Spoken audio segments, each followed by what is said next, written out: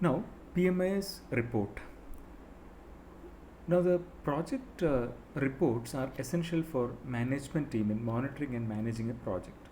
So these PMIS systems, they generate necessary reports and which helps in managing the projects, which usually includes the following items such as project particulars, uh, particulars in the sense title of the project, and then number of this report, and then date of the report, then project name, then code, locations, client details, site addresses, etc. And then project objective status, which means it outlines or it gives it. It actually defines clearly the overall performance with the summary of the information in work billing, work progress, budget status. These are very important. Like a management, uh, always they want to monitor these aspects, like how much billing is done, and then what is the work progress, and what is the budget status, then expected completion times. These are the very very important information which the project management always look up to. And project parameter performance, because there are some we need to, how do we uh, evaluate the performance of a project? We need to set up some benchmarks, or we need to identify some key performance indices or parameters, and that will actually help us to evaluate whether project is uh, progressing in a better way or not.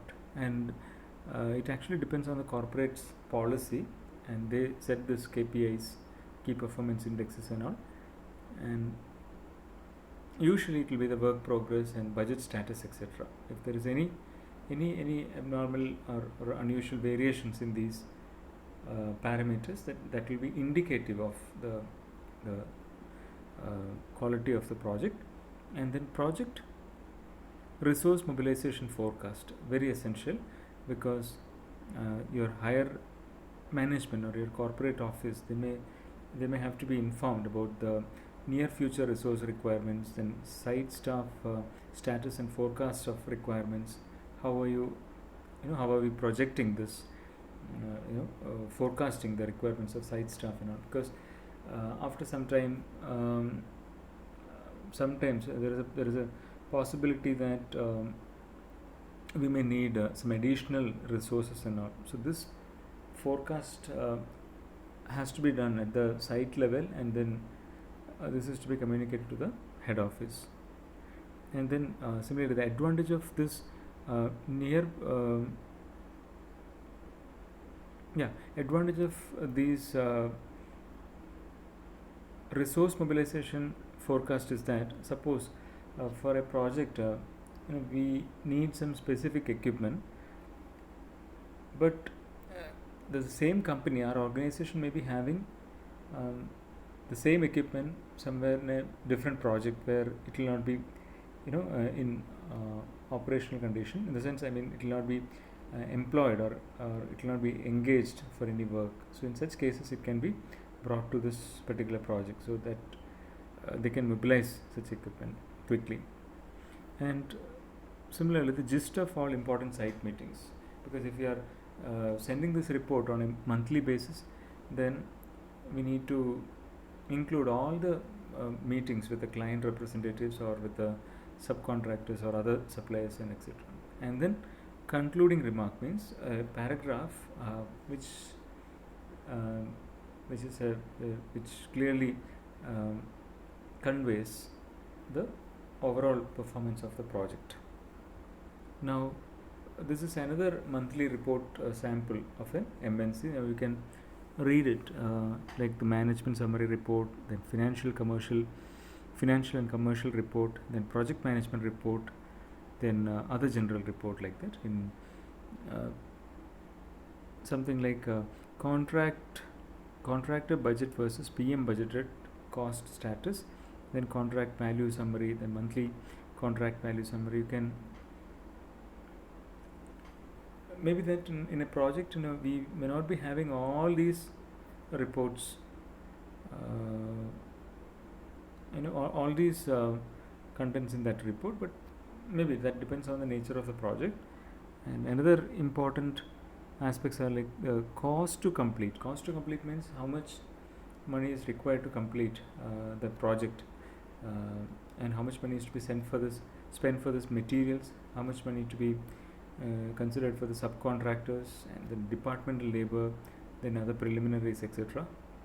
Then cash flow report, and very important part of this report.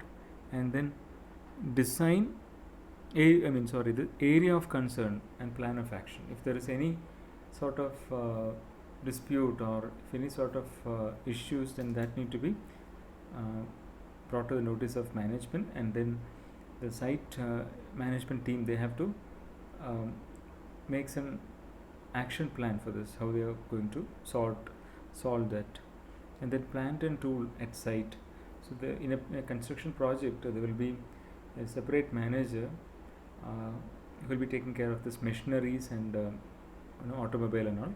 So they will have to, as well as the plant, and they will have to maintain a separate record of all the plant utilizations and other thing, and that also that such information also should be provided to the management and on periodically as part of the PMIS system report. And subcontractor status, and then design and drawing status, then material approval status, non-conformance report. In the sense, in a project, suppose we encounter some sort of snags or some sort of technical issues and all, then that will be a non-conformance to the design. So non-conformance to the this thing specification. So in such cases, that such information ought to be passed to the higher officials, and this record is to be maintained separately. And then health and safety environment report, and they have very elaborate report on health and safety aspects. And then Oracle's Primavera Enterprise Project Management products. There are various packages or suites available in managing the projects, and you can read that. Something like project portfolio management, then professional project management, then SAP, then risk analysis, contractor, SureTrack, etc. Now the PMIS success factors. Suppose in our project we implement this, or our organization decides to implement a PMIS, and the success factor of that PMIS depends on various aspects, such as for any project, for any any decision on implementation of PMIS, we will be having some expectation from the system, and which means what is expected from the PMIS in a project. Example is any intended action, such as analysis or design or planning or decision making, etc. Means for us to when we decide to implement a PMI system, then the first and foremost thing that we decide is, what is the outcome it has to serve, what is the objective it has to fulfill, right? So that is actually comes under the system expectation. And now this is possible by adopting or installing or choosing appropriate tool. Say for example, either Primavera or STAAD or any other packages, SAP or some packages which is actually the suitability of that package is very important. Now information quality. Information quality means the quality of information which is produced by that installed software. Then quality of information means accuracy, then economy, then adequacy for a particular usage, then it's ease of using or usability, then it's comprehensive information provided by this tool, etc. So the appropriate tool is very important, as well as the quality of outcome from that tool is also very important. Now, the total outcome from this system, management information system, means it is how far it actually gives us information about how far the system has met the perceived expectation. Sorry, that example Primavera Stat, which actually got copied from the previous content, and now this actually refers to the expectation, sorry, the actual outcome. And usually, if our system quality and the information quality are up to the mark, then we'll be getting a system outcome which is equivalent to our system expectation. But usually that may not happen that way, either because of some reason we'll be arriving at a system outcome which will have some shortcomings, or which will be having some difference from the system expectation. Now that will have some impact on the organization, and finally that leads to the benefits to individuals. Say the impact on organization means suppose there is a large variation between our system expectation and system outcome, then obviously that will have a negative or adverse reaction to that. And say interaction between system expectations and system outcome, they lead to behavioral awareness. Then we'll be more conscious about our requirements, and then these behavioral awareness results in either positive organization culture or adverse reaction towards the PMI's performance. Either we will be more positive, or we'll try to improve our try to take some proactive measures and improve our performance in the organization or in the organization culture, or otherwise it will have a negative adverse effect on the employees. Now the benefits to the individual means this actually is same as the advantages, identified advantages. And advantages include it improves productivity and economize the employment of resources, and it enables the understanding of time and cost behavior. It provides early warning signals of ensuing danger, and it updates resource planning, and it updates resource planning and costing norms, prevents pilferage and frauds. If you have a robust PMI system, then that will help us in bringing more transparency in the system, and that will help us to process various activity at a much faster pace and in a more orderly manner, structured manner. And you might have heard about, and that reduces the chance of pilferage and fraud. And you might have heard about this e-contracting and then e-governance. E-governance means making use of those electronic aspects into our governance, and there are many other advantages. We may go through that. And problems in information system means definitely as the other side of the coin, there will be many problems like lack of strategy, then meeting organizational needs, keeping up the changes, then integrating new technologies and all. And here lack of strategy means many of the most common MIS issues can be traced back to the lack of solid strategy. Many of the systems, they lack proper and solid strategy, and as a result they'll have some adverse effects. Meeting organizational needs, MIS play an ever increasing role in organization, with professionals relying on technology for every aspect of operations.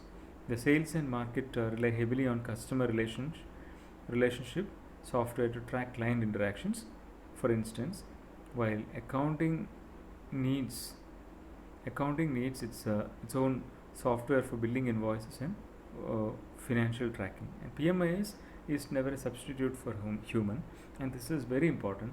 Now, after all, these are all systems and tools,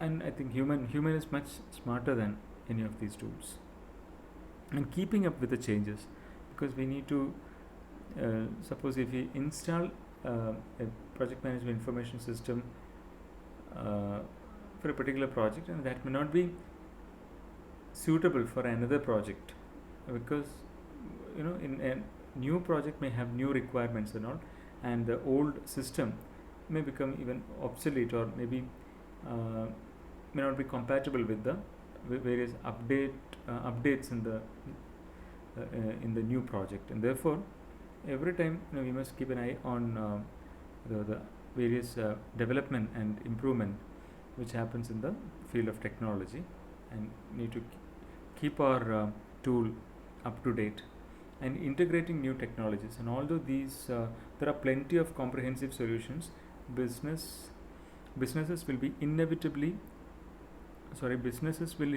find that they have multiple types of software operating at once, and this includes general administrative tools like Microsoft Office, as well as specialized tools for accounting, customer relationship management, and project management tool, among many others. And ensuring all these tools work together is essential, since otherwise the employees will find they have to duplicate the processes. Basically, integrating new technology is very essential. Portability, like we must be able to operate, as we mentioned earlier, like Primavera and project management, MS project. So some of the planning, the files, not some of the, I'm sorry, the contents developed in any one of these tools can be exported to the other tool, like the contents can be transferred. So that is one, through some interfaces. So that is actually one advantage of integrating various technologies and all. Now, okay, with this we'll wind up this topic. Thank you.